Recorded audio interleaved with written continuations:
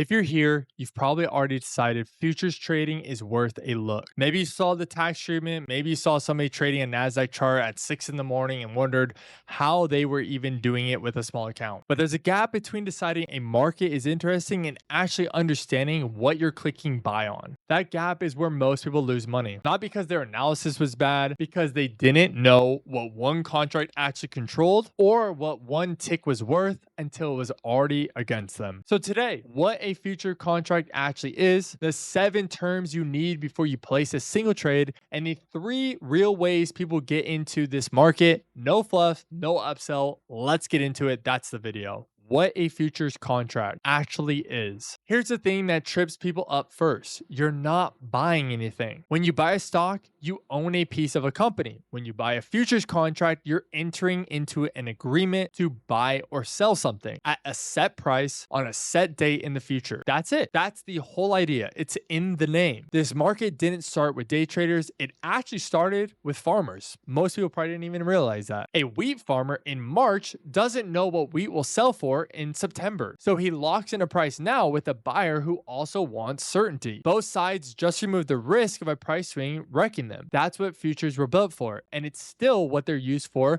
by the big players in the market. Now, here's the part that matters for you. You are never taking delivery of anything. Nobody's dropping off a pallet of gold on your porch. Index futures like the S&P and NASDAQ are cash settled. There's no physical thing to deliver in the first place, and traders in physically settled markets close their positions before expiration. You're not there to receive wheat. You're there to be right about which direction the price moved between the moment you entered and the moment you exited. That difference times the size of your contract is your profit or your loss. 7 terms you need to know, quick, but don't skip this. Every one of them shows up in your first week. Contract. The unit you trade, one contract of micro NASDAQ is a different amount of exposure than one contract of micro gold. You're never trading shares, you're trading contracts. Multiplier. What each index point is worth on that contract. Micro E-mini S&P 500 is a $5 multiplier. Full size E-mini S&P is 50. Same index, 10 times the exposure. Tick, the smallest price increment a contract can move. On the index futures, that's a quarter of a point. A tick value, what the smallest move is worth in dollars,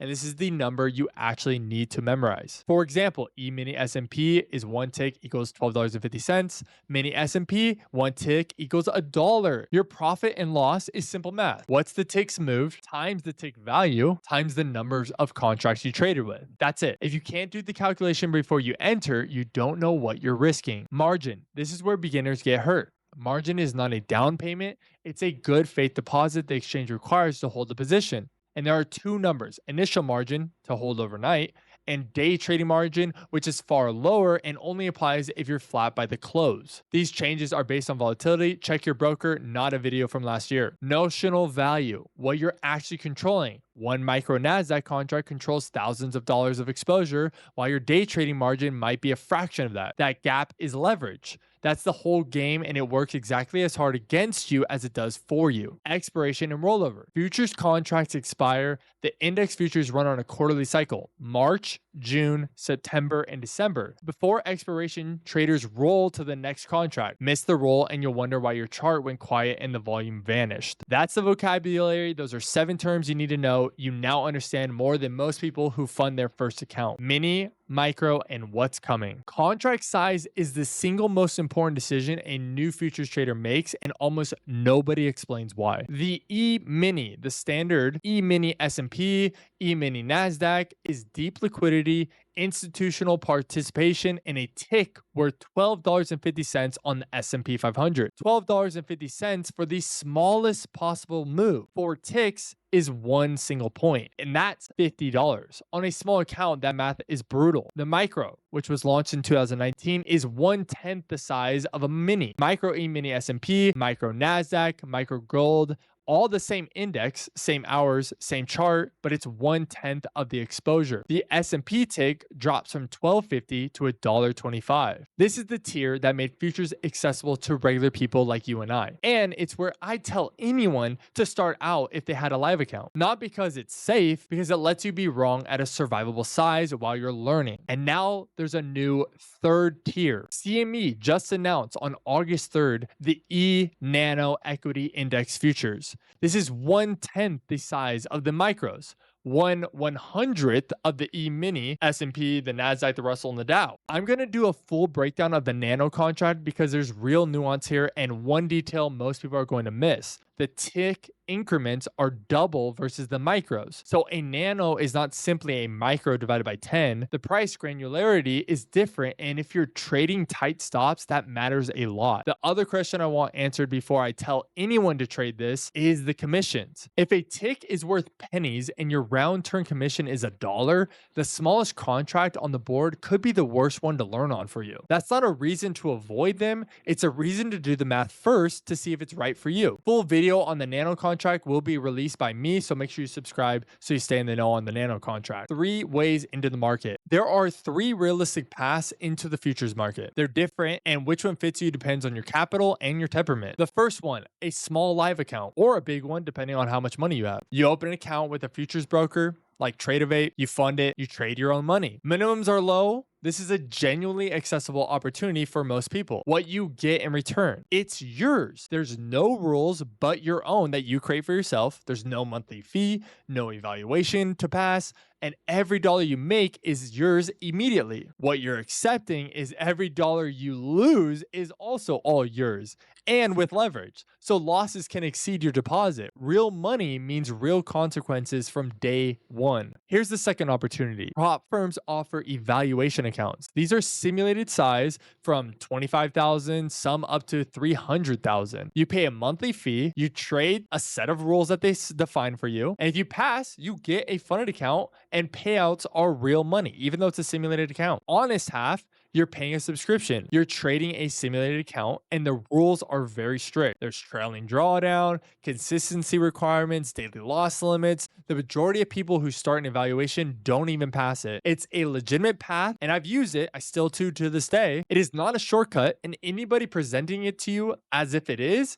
selling you something. The third one, education and simulation before either of the above. This is the one most people skip because they think it's easy money to make, and it's free. The CME's own website has free educational material and a trading simulator. Most people don't even realize that. Most brokers offer a paper trading environment on live data. YouTube, including channels that aren't mine, have more legitimate futures education that exists at any point in history. There is no reason to fund anything until you can explain your entry criteria out loud and calculate your risks and ticks before you even click a single button. Leverage is built into the contract. That's the appeal, and it's the danger also. And they're the same feature. A market that lets you control significant exposure with a small deposit will also take that deposit apart faster than any other market on this list. In a fast move, you can lose more than you even put up in that account. And most people who attempt to day trade lose money. That's not me trying to fearmonger you. That's what the data shows, and you need to understand that. I've blown so many accounts before I understood that the vocabulary and the strategy were never my problem. It was my discipline. It was my strategy. It was me not knowing what I'm actually doing. Understanding what a tick is worth doesn't make you profitable. It just means you're no longer guessing. One thing, because it connects directly to what I just talked about. Everything I covered today is knowledge you can get for free. Contract specs, tick values, margin, it's all public. Nobody needs to sell you that kind of stuff. Here's what you can't get for free, and it's the actual bottleneck. When you place your first trades and they don't work, you will not be able to tell why. Was the setup wrong?